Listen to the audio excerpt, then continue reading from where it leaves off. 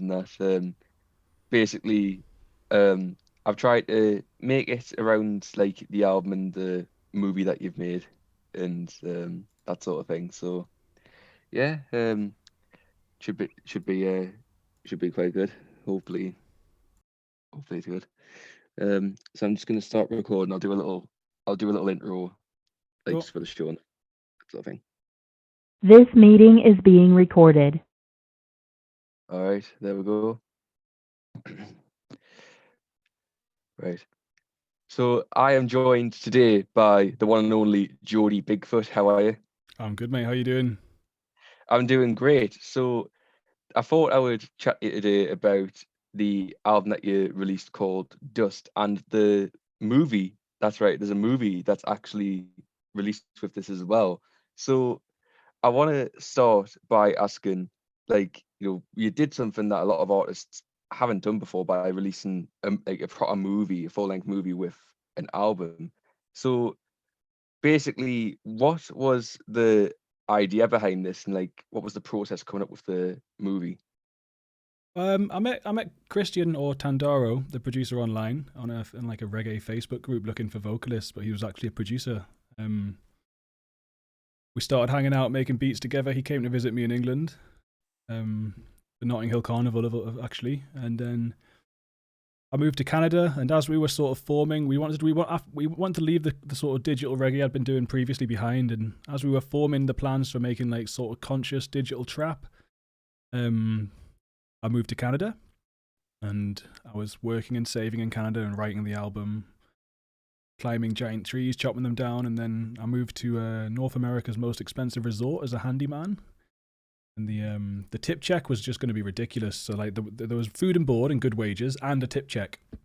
So I had this sort of moment where I was like, well, if I'm going to have thousands and thousands of pounds, like, what would if I was going to blow it on one thing, what would it be? And I thought, well, just the biggest project I can do that's linked to this album. So that's kind of where the idea came from, was just having financial freedom, which I think is quite an interesting turn of events, because it just wouldn't be possible without that financial freedom. Yeah, that's really interesting actually, because I was wondering with like the quality of the movie and how great it is. Like I was wondering what the process was, and that that does seem like a really good way to, like a really productive way, I'd say, as well, to spend a lot of money. Like I think if you gave most people that amount of money, they'd probably just blow it on whatever really, and not have much to show for it. Or they'd invest it and make a business for the future. But personally, I'm just like, my future is the art, and I would, if I'm gonna have bulk money, I want to just sacrifice it on the art. That yeah, that I think that's a really good idea, to be honest. I think a lot of artists should do that if they ever find themselves in a position like that. Um, so with the album as well, did you have the album made before you decided to make the movie, or like was it sort of being made simultaneously? So the lyrics and the beats were probably in process for a year or a year and a half before I flew to Japan. Hmm. Probably. So there was, and then whilst in Japan, it was about,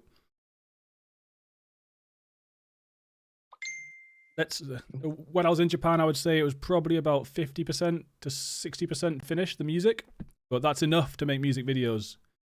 So I then filmed the movie, made a demo cut, and sent it back to Christian Tandaro in Germany, and then he finished off the music with the movie in mind, and it really helped him because I really wanted like a film score vibe to it. I wanted some extra live instruments and stuff, and so it's kind of like first the music, then the movie, then back to the music, and then once the music was finished, I went back to the movie and cut it again, and then it was finalized. Wow, that, like I say, like I say, I don't think I've actually heard an artist or seen an artist release a movie. Like a lot of the time, you'll see what artists try to do is make sort of like a long form music video, and they mainly do it if it's an EP. So Mm. I think I think it is interesting for, like, to hear how you've managed to, like, basically, by the sound of things, do both simultaneously. Yeah, thanks, man. It was a really interesting experience too. Yeah. So you've said before as well that you wanted to have the movie released in cinemas and on IMAX. Um, when do you think that's going to happen? I know obviously COVID has been a bit of a pain, and made things a lot harder. But is that something you still want to do, and when do you think it will happen? It's definitely something I want to do, and like, unfortunately, the movie did just have to go out online before cinemas because they were all closed with no definite opening date, and didn't want to wait. And after the movie had taken a few years to finalize, so I just put it out in the best way possible that I could, which was a live premiere, and we had about 50 maximum people at any one time. Probably there was nearly 100 people drop through altogether.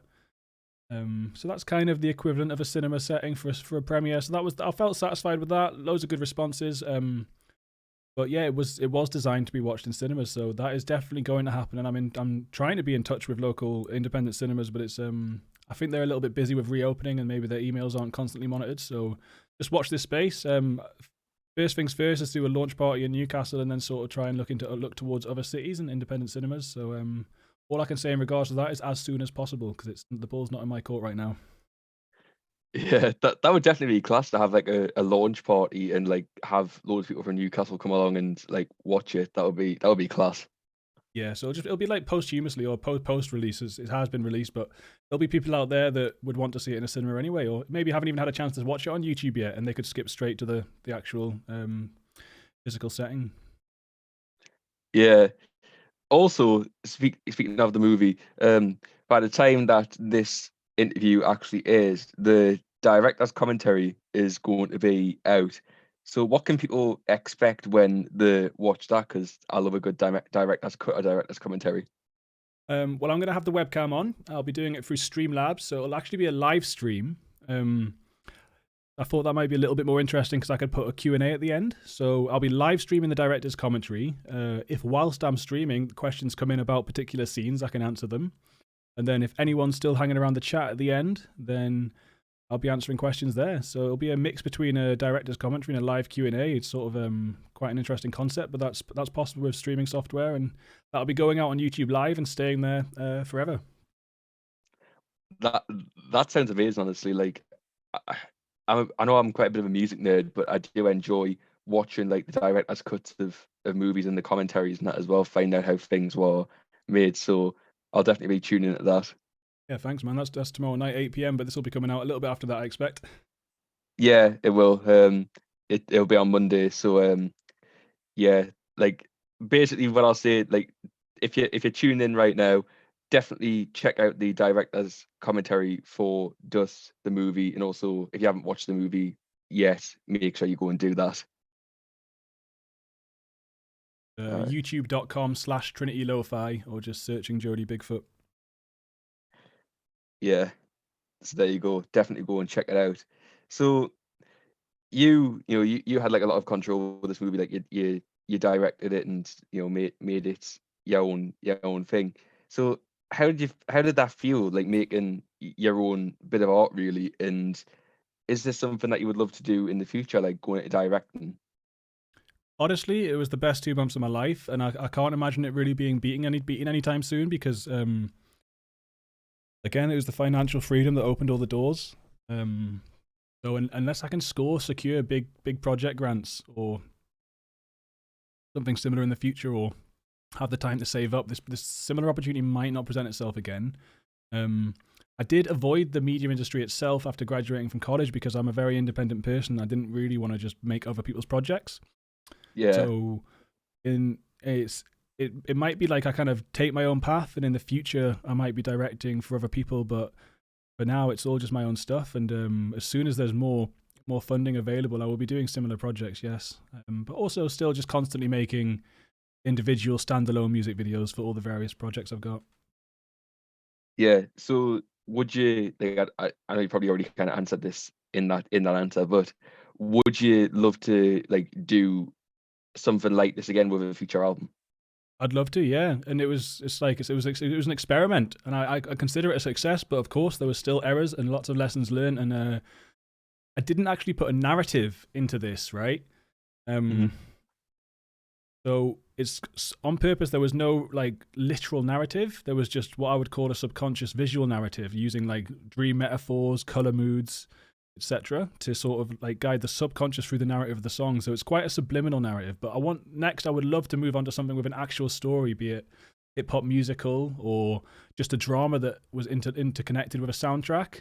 And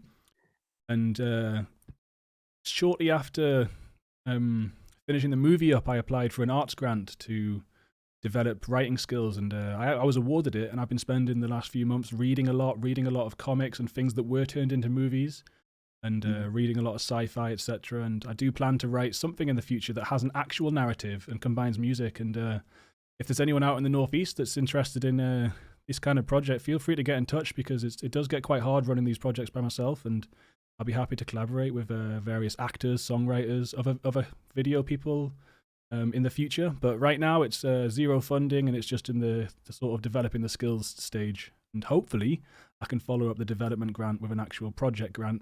And we might have the possibility to make a Geordie hip-hop musical with heaps funding in the future. And that would just be a dream.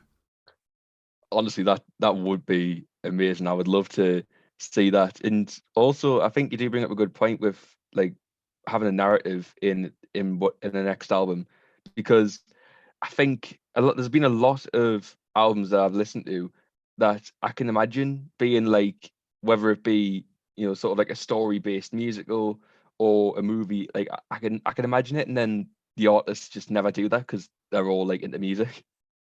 Yeah, do you know Dave's debut album with, I can't remember the name of it. I think it was Psycho something. Psychodrama. Yes, Right? exactly. When I was listening to that, I could see it as a narrative movie. I could see him in the therapist's studio, and all the songs would have been various flashbacks, and they would have had a dramatized what he was talking to the therapist about. And when I listened to it, I just saw the whole movie in my head. And so that is an example of an album, like you should say, you could imagine it happening.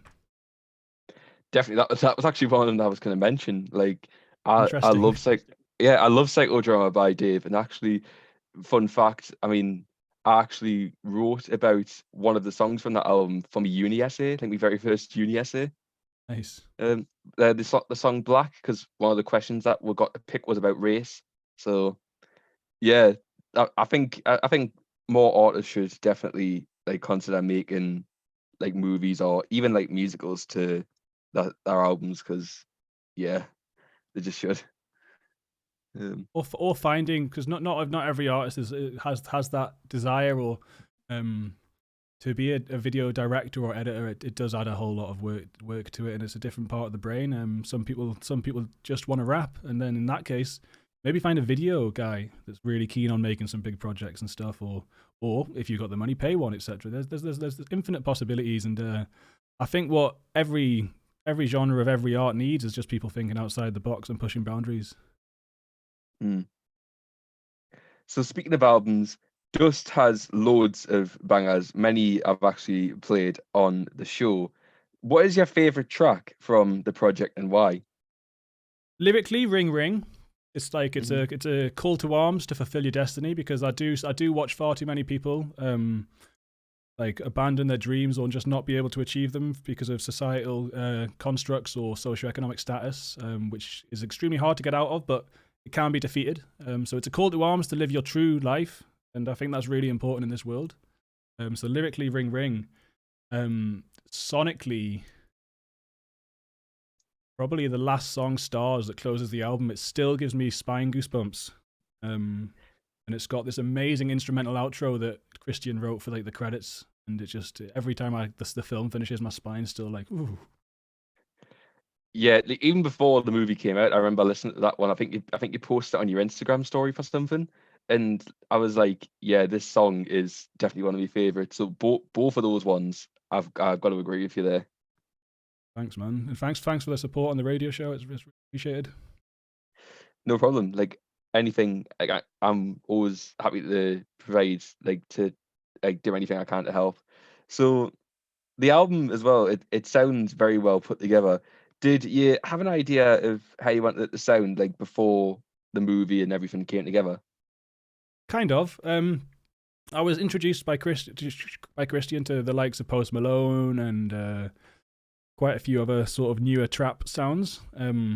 At the time, I was like really, when it came to American hip hop, I was massively into like Kendrick Lamar was my favorite at the time from America. Mm-hmm. So it was sort of a desire, a kind of mix, a kind of singing, auto-tuney trap of like Post Malone, etc., with sort of a little bit more jazzy stuff from Kendrick, and then sort of conscious Geordie hip hop all in one. So there was an idea like theoretically, but I could have never imagined what it came to be in any way whatsoever. Yeah, It became a monster of its own. It took on a life of its own. Probably the best way to put it. yeah. I think that is a good way to put it. To be honest, like that is a question that I do ask a lot of artists when it comes to albums, just because like as a bit of a music nerd, I am interested to find out like how the albums came together, like why they did certain things and like how it was putting it all together.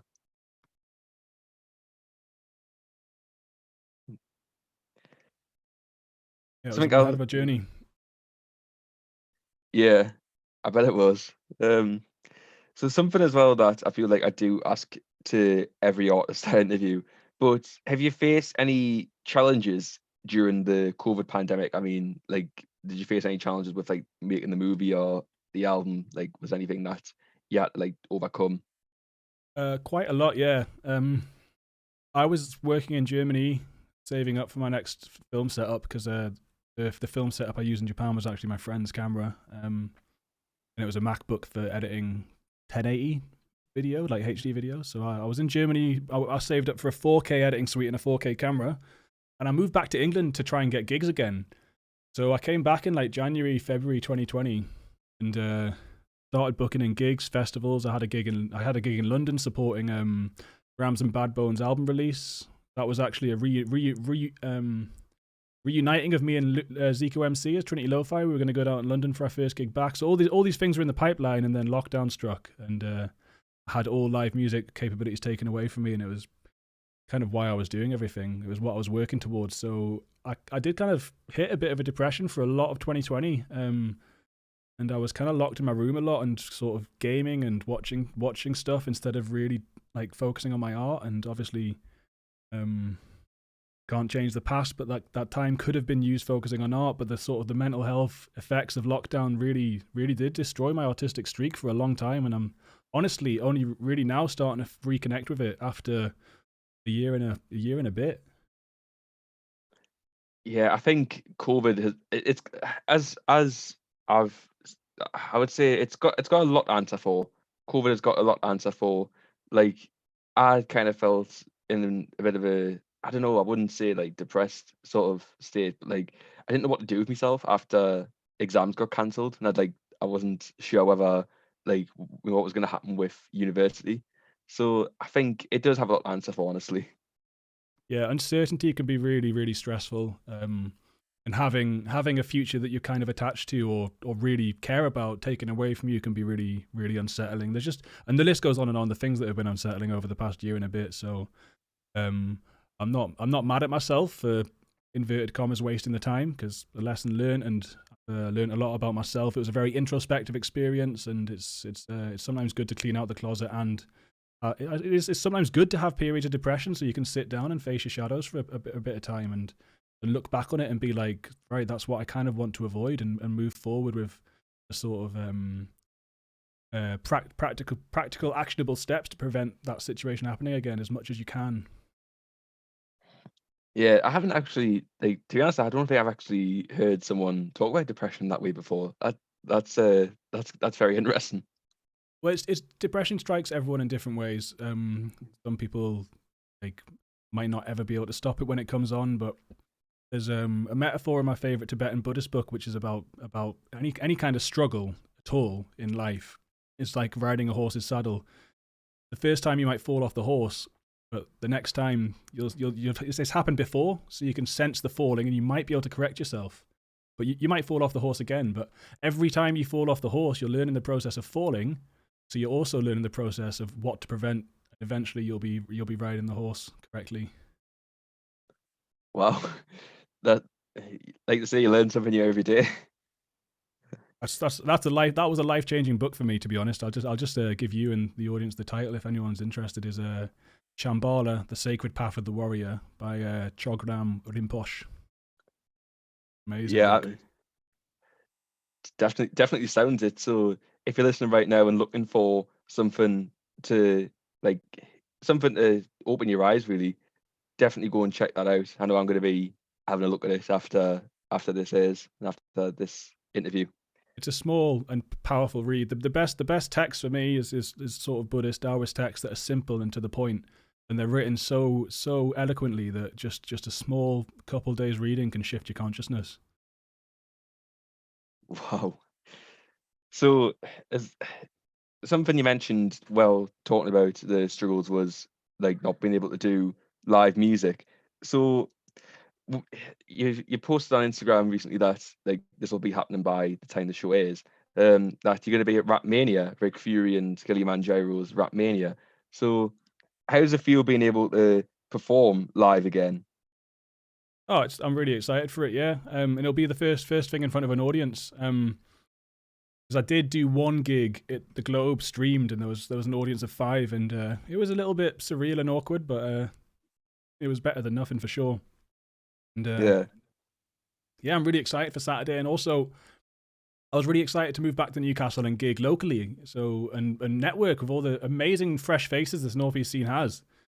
But that was something else that was taken away from me. So I'm looking forward to Saturday. There's a couple of people playing who I haven't had the chance to speak to yet.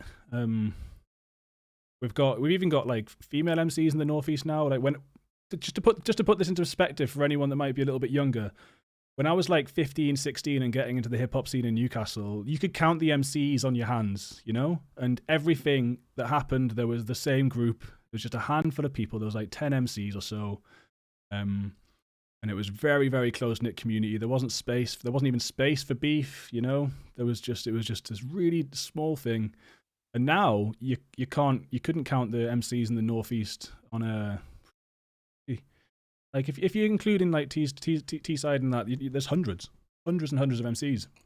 There is. And it's amazing. It's great. Like the way technology's become more accessible and let so many people find this outlet. It's just a really, really awesome thing. And I don't actually personally know a lot of the new faces. So I would love to get to know people more in the Northeast from my home, because I've been out traveling and the scene's grown while I've been away. And it's grown in really interesting directions with a lot of quality as well. Yeah, see, something that like it took me a while to actually find out about like a lot of the artists in the Northeast. There are also many I'm still learning, but this might sound quite embarrassing, but because of because I went to school when like techno, like like sort of the rave stuff was still a thing. Yeah. And because of that, like a lot of the, I would say, roadmen in our school would like blast the like Jody techno rave, and for ages I know for ages that's what I thought that our local hip hop was, just because obviously I wasn't exposed to anything different. And well, it is technically. I mean, Makina and the rave scene in Newcastle is our most pure Northeast homegrown. I mean, it's rap, but it's not hip hop, so it's connected. You know, it's like everything goes back to the same roots of Jamaica. Basically, it all comes like hip hop, and so any form of rap kind of has its roots back there.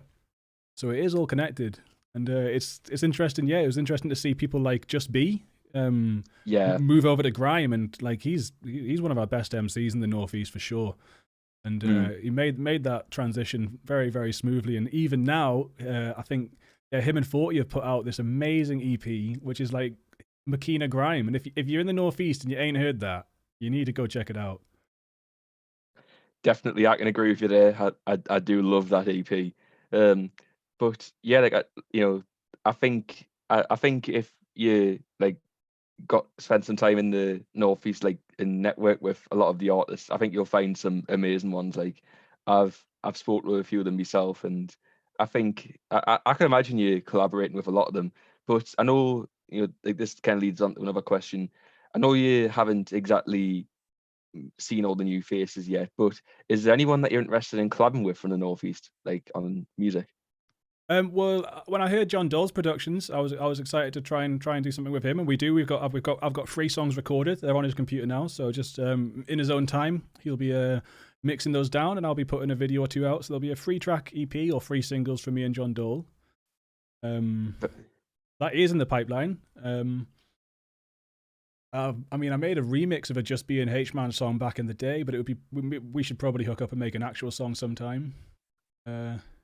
Yeah. me and Zico MC, we kind of had a rap group years ago that sort of dissolved. I went off traveling. It would be interesting to see now that we've gone our separate ways. What would happen if we sort of joined back up for a song or two? That would be nice if that could happen again. I've been really enjoying Sonny's beats. So I've messaged Sonny a couple of times asking him to send me drill beats that he had for sale, but I haven't received anything yet. But I'd definitely buy a drill beat off Sonny and make a song out of that too. Really, really good producer, man. And I'd honestly be happy to collaborate with anyone. It's just, for me, it's just about the vibes and the networks. And there's a couple of lads that got in touch with me, and they make sort of like gangster drill. I don't really do gangster rap. I do like Buddhist rap. Yeah. So, but I'm still happy to like meet up with them and see what we come out with. Like puzzle pieces will find a way to fit somehow. Like, and if it doesn't, we'll move on. But I'm happy to try with anyone. Yeah. Yeah. Someone I can actually imagine you collaborating with is Reality. Oh yeah, he's sound. Yeah, he's good crack. Yeah. I could imagine just, I don't know, you just seem like, like you seem like you would click. Yeah, I think so. I should probably reach out to some more people, but like this was all going to happen last year and never really did. So it's like now things are starting to open up again.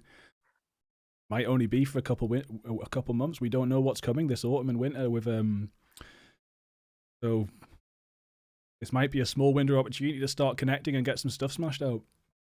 Yeah, definitely. So finally, in a nutshell, what's next for you? What's next for Jody Bigfoot? Well, I'm actually going to university at the ripe age of 32, mate. Really? Yeah. To continue writing, because I've really enjoyed this arts grant and being able to focus on writing skills, but I want to take it even further. And I've learned that having an idea or synopsis for a film or a fiction is just is nothing. It's useless without refined skills of how to write and then edit. Edit is a massive thing of it, and so I want to study that for 3 years. Study creative writing and English literature for 3 years, and hopefully write bigger. Like I was talking about before, possibly musicals or films, like dramas based in the Northeast, hopefully. And then musically, there's an EP with John Dole. I've got a new rap group with with Noble, who used to be in the rap group Verbal Terrorists. So that rap group's called Lucid Giants, and I've just finished the first video, so that'll be dropping in the next month or two. I've got a vaporwave, vapor dub, hyperpop album coming out, which is that's like loads of my old scrap songs and loads of new reggae, digital reggae stuff I've written that's going to be mixed in a sort of vapor dubby hyperpop way. Yeah. And then I've got 2 grime tracks. I haven't released anything grime yet, so I wrote and recorded 2 grime tracks, and yeah, it's quite a lot, and it's a lot of stuff I've been writing through lockdown, but because of, like I said, my depression, nothing really got recorded or music videos made. I was okay to write through lockdown, so there's kind of a big bottleneck now of another 30 songs or so that I need to get out. That's great. Honestly, like it sounds like you've got loads like down the pipeline. So definitely go and check out Jody Bigfoot if you haven't already. Do you want to do you want to plug your socials and stuff so people can follow you? Yeah, everything's just Jody Bigfoot. That's JODY. But YouTube / Trinity Lo-Fi, which is now, it used to be the rap group name, and now it's the record label name, Trinity Lo-Fi Recordings. So YouTube / Trinity Lo-Fi, or Twitter, Instagram, etc. Jody Bigfoot. I think Facebook's Trinity Lo-Fi too, but Facebook's a really dead out platform for promoting, so I wouldn't really encourage people to go there. They kind of hold you hostage on Facebook for your money if you want to get anywhere, so don't really bother with that.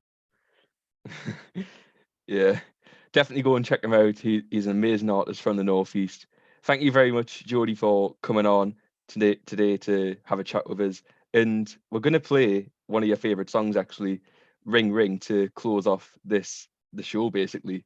So, again, hope you've enjoyed the show, and thank you very much to Jody once again. This is Ring Ring, and it plays for you now on Spark. There we go. That was just a little outro. Yeah, that's great, mate. Thank you very much. Yeah, no problem. Just need to